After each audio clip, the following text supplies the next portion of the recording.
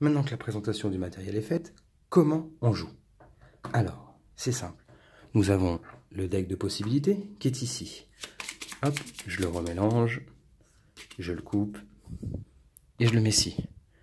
Hop, je décale un petit peu, histoire qu'on puisse y voir. Là, nous avons le deck de difficulté. Je le coupe, hop. Commençons la partie. À ce moment-là, on va piocher 2 cartes de difficulté. On les met du côté du défi, et là, il faut faire un choix. Nous avons 5 cartes pour réaliser 5. Le deck de départ comporte -1, 0, 1 et une seule carte 2. Impossible pour nous de faire 5.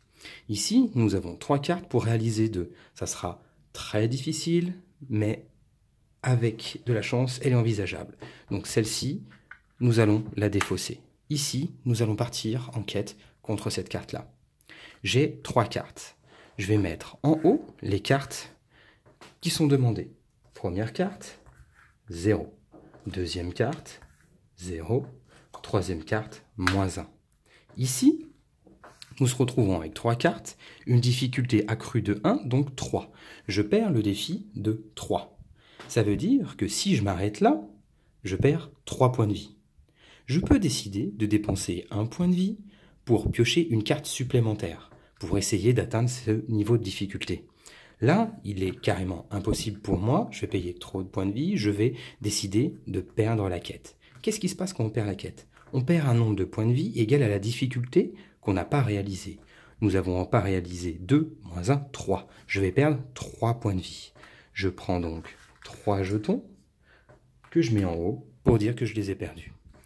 Maintenant, en haut des cartes, on voit apparaître des épis, symbole de points de vie. Pour chaque épi dépensé, je vais pouvoir défausser l'une de ces cartes. Je peux défausser celle-ci, celle-ci, celle-ci, et ça m'en coûtera 3. J'ai perdu 3, je vais simplement décider d'en défausser 2, celle-ci et celle-ci. Hop, hop. Donc 2 malus, un 0 et un -1, bon, à mon sens, bon choix. Celle-ci, pourquoi je décide de ne pas la défausser malgré que ça soit un 0? Si on regarde sur la carte, ici, on voit le mot-clé plus 2 points de vie. Donc, une fois joué, il suffit que je l'incline pour récupérer 2 points de vie. Je vais prendre donc 2 points de vie que j'ai payés, les mettre de l'autre côté. Le défi n'est pas réalisé. Hop, il est défaussé. Celle-ci n'a pas été éliminée, mais n'a pas servi non plus à gagner un défi. Je vais la mettre dans ma pile ici, de défausse ou de banni. Entendu? Continuons en deuxième tour. Ici, pioche des difficultés. Nous avons encore un choix à faire. 4 cartes pour réaliser 4. Pour moi, il est impossible maintenant de le réaliser. Et 2 cartes pour réaliser 1. 2 cartes pour réaliser 1 parce que nous sommes en période verte. Je vais donc essayer de réaliser ce défi. Hop. Je vais donc avoir besoin de 2 cartes. -1, 0. Ici, je perds de 2.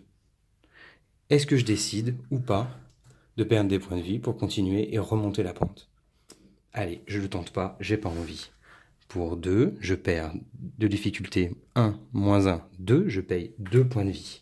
Cette carte a un épi, cette carte a un épi, je décide de m'en séparer. Le défi n'est pas réalisé, je le mets en défausse. Ça paraît simple comme ça, on a l'impression que je me sépare que de mauvaises cartes, mais attention, jusque-là, je n'ai rajouté aucune carte dans mon deck.